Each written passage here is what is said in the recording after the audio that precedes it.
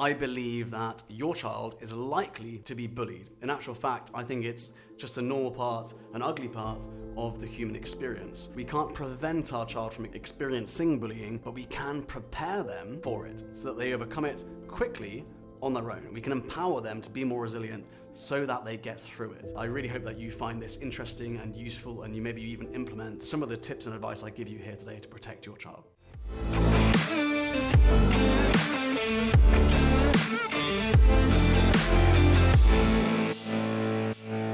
Welcome back to another Warrior Academy podcast. Today I'm going to be speaking about bullying, specifically cyberbullying. Now, if you know anything about the Warrior Academy or you've listened to any of my content before about bullying, you'll know that I've got a fairly controversial approach to bullying. I believe that your child is likely to be bullied. In actual fact, I think it's just a normal part, an ugly part of the human experience. We can't prevent our child from experiencing bullying, but we can prepare them for it so that they overcome it quickly on their own. We can empower them to be more resilient so that they get through it. We can't always keep them safe. We can just give them the tools to make sure they're safe on their own in many, many cases and transition through bullying so it doesn't become a chronic problem for them. So we're going to be talking a lot about cyberbullying, which really is a massive aspect of bullying these days.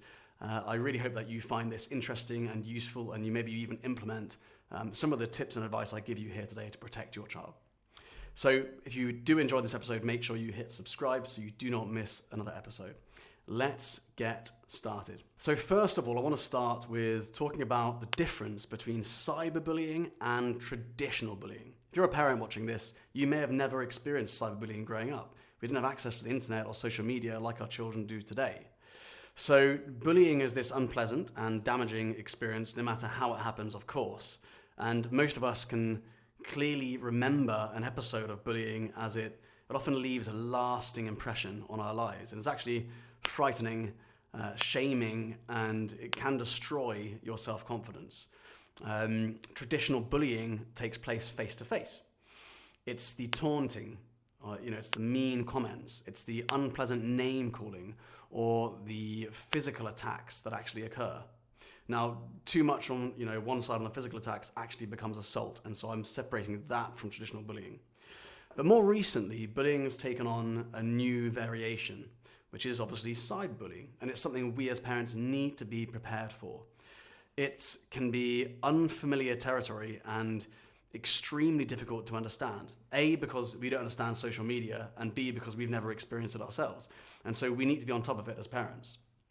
It's important, I feel, that we get to grips with the new challenges that our children face so that we're in the best position possible to actually support them and to care for them when they do go through it. So what exactly is cyberbullying, and how does it differ from traditional form of bullying? Let's start there. So cyberbullying is the name given to the type of abuse that happens across digital technologies, such as social media, messaging platforms, even online gaming platforms, mobile messaging, it could even be email. Bullies target individuals repeatedly by shaming, belittling, and often scaring them across these new interfaces. And this can often look like posting pictures or videos of the target across social media or the messaging platforms to ridicule them and make fun of them. It could look like sending abusive direct messages or emails to induce fear, to try and fear the victim in the cyberbullying. It could look like name calling and exclusion across gaming platforms. A lot of that comes down to isolation and removing the victim from this sense of belonging, so they feel isolated. But there are many, many other tactics besides these, and they're all frightening and they're all distressing. But of course, cyberbullying doesn't have to happen exclusively, and often takes place alongside traditional face-to-face bullying. But there are differences that make cyberbullying a particularly worrying development. And so I'd like to talk about that, why cyberbullying is so unique. Well, first of all, it's anonymous. One of the biggest differences between cyberbullying and traditional bullying is that it can be carried out completely anonymously. Your child could be bullied without you knowing who is bullying them And often the breakdown in communication means they don't even tell you. So online, a bully can be whoever they decide to be. Their true identity can be so easily hidden under a pretend name and a random picture that they choose. And often it can be impossible for you or your child to discover who is actually bullying them. That can't happen in traditional bullying. That can't happen in real life. And as parents, we never experience that. And under this false identity, the perpetrator is emboldened to act more viciously than they would in a kind of face-to-face encounter. They don't worry about the reaction they may get because they are completely protected by this false character, this false alias. And so the victim has no idea who the bully is, which is actually particularly upsetting as it means they go into their social groups, their environments, and they lose trust. There's this kind of sense of mistrust in others. If you're being bullied, you don't know who it is. Who do you trust when you look at your social groups? And I think that's a really, really scary concept here. It keeps them in this state of paranoia, and they wonder who might be responsible for actually attacking them. The next thing that makes cyberbullying so unique is that it's very disconnected. It's a disconnected behavior. So the bully can actually justify, they can act unjustly with little to no repercussions. They don't see the immediate effects because they're on a computer screen or a phone screen many miles away, in some cases even separate countries. So they don't see the immediate effects of their behavior, as opposed to traditional bullying where they would see someone upset and morally they would feel obliged not to do it in a lot of cases. And that removes them from the actual seriousness of their actions, the seriousness of the situation. And so they're less likely to consider their poor behavior as problematic, and they often don't feel any guilt or any remorse. Face-to-face bullying, on the other hand, puts the bully in front of the target. The impact of their words and their actions are felt immediately. They're immediately visible. There's no hiding or disconnect from the reality of their choices, making it more likely they'll reflect and reconsider their behavior. Also, the bully's at threat of the victim standing up for themselves, and then the bully becoming the victim of whatever action the victim decides to take. I often find with traditional bullying, people reach a breaking point, then they lash out. That's the worst nightmare for the bully. And with cyberbullying, you don't have that. They're completely protected. The next thing that makes cyberbullying unique is that it's unceasing. So when bullying occurs in person, the bullies and the victim, they're in each other's company. And that limits the frequency and the duration of the abuse. If your child's being bullied by someone in school, back in the day when we were younger, if I was being bullied, I'd go to school, I'd see the bully, that's the place I was bullied. I'd come home and I'd be safe. But with cyberbullying, it can happen anytime, anywhere. Bullying over the internet through direct messages or digital platforms basically means the abuse can continue 24/7 without reprieve. So the victim can't escape or ever feel safe. The safe place that we had as children growing up without the digital, environment our children are in meant that we could escape the bullying, but your child may not be able to escape the bullying. Mobile devices are constantly held. They're carried around by your child and by their potential cyberbullies, and they provide a direct line to an individual. So, bullying is it's always terrible, but it's possible to escape face-to-face bullying. Cyberbullying, it's merciless in its approach because it's so impossible to escape. Or at least it feels impossible to escape. It's easy for someone to pester and abuse, and just by a quick tap of the finger, they're able to access your child. The next thing that makes cyberbullying so unique is how accessible it is for anyone in the world. So there's very few places in the world without an internet connection. When cyberbullying first started, people would have to be at a desktop computer where they would have to sign in.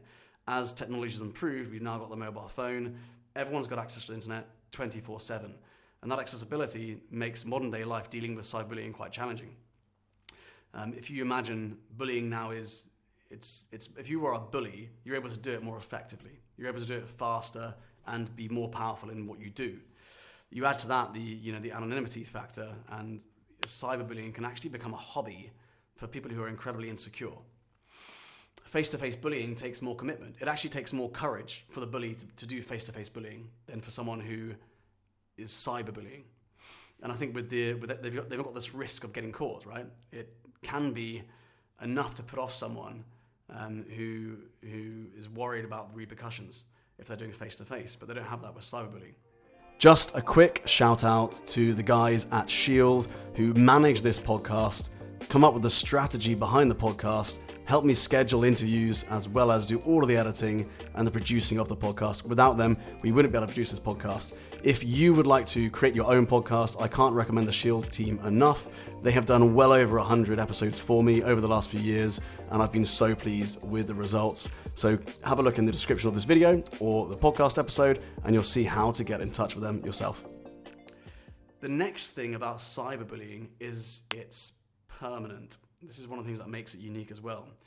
Bullying leaves a lasting impression on the target no matter how it's carried out, but there's a permanency to cyberbullying that isn't experienced with traditional types of bullying. If your child's being bullied by a cyberbully, so online, and they post abuse online, pictures or videos, whatever it is, that information is forever remembered, it's stored online, it's available to see forever, and it's often linked to the victim's name and leaves a lasting mark online as well as on the actual person. So emotionally it leaves a mark, but then in real life online it leaves a mark. Now if you imagine, we've all got a digital tattoo, if you like, this digital reputation that's always out there. If you Google someone's name, you can find out everything about them. And that's the same with bullying. And so your child might escape it, it might be over, but it's never really over because the permanent reality of that bullying is still out there. And I think that could be really damaging and difficult to move past because it's this constant reminder of the offense that your child basically went through. And the next thing for what makes cyberbullying so unique is that it's there for all to see. So many acts of cyberbullying happen across digital platforms with audiences reaching into the billions worldwide. If you look at traditional bullying, you look at what a child might go through, it's there, then and there in the action for those who saw it. But with cyberbullying, it's online for millions of people to see if they want to. And so when a bully attacks online, they use these techniques. There's this added humiliation because so many people are able to see it. And, I think social credibility and social proof and acceptance socially and not having social rejection is one of our deepest fears as a human being, and that's tapped into with cyberbullying. Traditional bullying rarely has an audience. It usually happens fairly discreetly, and the victim's not usually humiliated in front of others. You might be bullied, and the bully wants to do it secretly so that they don't get stopped. If an embarrassing video or picture is posted online, the victim's traumatized by the fact that millions of people have actually seen them. It's humiliation on an epic scale. And just look at some of the people who have gathered lots of fame, how they are then humiliated online. It's tragic and it's difficult for them to escape. The next thing that makes cyberbullying unique is that it's difficult to monitor. Online comments and messages, although they're anonymous, are actually available for everyone to see. And there is this advantage if you're wanting to gather evidence against a bully or prove wrongdoing. But with the rapid nature and extensive use of cyberbullying, it can actually be really difficult to monitor. So online platforms, I really feel have a responsibility to keep their users safe. And many of them do work really hard to crack down on hateful speech and behavior. But as parents, it's really important that we understand it's impossible to keep track and remove every element of abuse, let alone prevent it from actually happening in the first place. So what can we do? Well, many types of cyberbullying, they don't just happen, on a public forum. They happen in private chats or through text messages and emails, and you can't prevent that from happening. You just can't prevent that as a parent. And they're not monitored, right? This cyberbullying, this type of cyberbullying isn't monitored, and this form of cyberbullying can be very covert. It can be a stealthy way of abusing another person with no one else aware of the problem. So, let alone being able to step in and actually protect the vulnerable and hold bullies to account. So now I'd like to talk about what you can do as a parent when it comes to empowering your child to overcome cyberbullying and helping them through this. It's first of all important to remember that face-to-face bullying still happens, and we need to prepare children for that. It hasn't gone away, and it's often used in tandem with cyberbullying to intimidate the victim. They'll get abused online as well as in person. That's the full package, right, when it comes to bullying. But cyberbullying is especially challenging and problematic because of its ease and constant covert nature. So what can you do as a parent to protect young people in your life? I'd like to suggest a few tips that we within the Warrior Academy community work on implementing together to protect our young warriors, not just protect, but to empower our young warriors to overcome bouts of cyberbullying and to prevent it from escalating and getting worse. The first thing as a parent that you can do is to spend time together. I feel it's so critical that you spend quality time together with your child. I think that it keeps the door open for honest communication and the opportunity to share difficulties. I've often said that the first thing that happens when a child goes through bullying is this breakdown in communication. So we've got to keep good communication with our children. So much shame is attached to bullying. It's really important that young people in your life feel able to trust you with what's actually going on in their lives. Quality time builds secure relationships where even the most challenging topics feel possible to disclose. You're also more likely to notice even small changes in behavior. So if you foster a close relationship, you'll understand the signs and symptoms without your child actually having to tell you. So you'll be more aware. The next tip to dealing with cyberbullying is to set guidelines. So just as you have guidelines about where your young person spends their time and how late they stay out in order to protect them, we need to do the same for their digital presence in the digital space as well. So you might decide as a parent to have time restraints for mobile devices or around restraints on access to certain platforms. Remember, there are guidelines for social media and online gaming concerning age appropriateness. Each app, each game has a limit on age, and we should know what they are as parents and try and stick to it if we can. Learn what these guidelines are and consider the emotional intelligence of the child in your care before deciding whether it's safe to use. Where possible, you can turn off chats for online gaming. So this is a technique a lot of parents use, so they don't have that covert access to your child. Or you can select safe modes to protect against negative comments or language. You can use YouTube Kids to prevent them from accessing damaging video content. Cyberbullying is obviously worrying, and it has this detrimental effect on victims. And while any kind of bullying can be harmful, I really feel like this new era of bullying can be hidden and it can go unnoticed. Many adults are completely unaware of the risks facing young people across these digital platforms and technologies. But, with knowledge about the issues and by maintaining good connections with our young people, we can guide them and protect them through the challenges that they face. Within the Warrior Academy, we've built what we call the digital black belt within our syllabus. So we feel as a martial arts organization, it's our responsibility to teach young people to defend themselves physically. But as we've evolved, as the challenges our young people are facing have evolved, they're less likely to be attacked physically as they were hundreds of years ago when martial arts became more and more popular. Nowadays, they're more likely to be attacked online. And so the digital black belt training we give our students literally means that they come in, and it's age appropriate, they come into class with their phones, with their iPads, and we teach them about the settings. We teach them to change the settings. All of our instructors are trained on cyberbullying, on how to help empower our young people to defend themselves online. And we feel that's our responsibility. So when your child comes to the Warrior Academy, not only do they learn how to protect themselves physically and get a black belt in physical self-defense, they get a digital black belt. They learn how to defend themselves online. And I think that's something that's incredibly unique about our program. So that is all for me on cyberbullying today. Primarily just painting a picture of what cyberbullying is, how it affects children, and the difference between cyberbullying and traditional bullying. I really hope you enjoyed this episode. As always, please hit the subscribe button if you want to make sure you never miss an episode. Share this video. It's really important that you share this video with other parents so they can have a deeper understanding of what cyberbullying is about and how much their child is at risk. The second they have access to a phone, a laptop, or an iPad, they're at risk of cyberbullying. So we need to be prepared as parents. And in the Warrior Academy, we're there to help you to give your child a digital black belt so they're ready for this. Thank you so much. See you next time.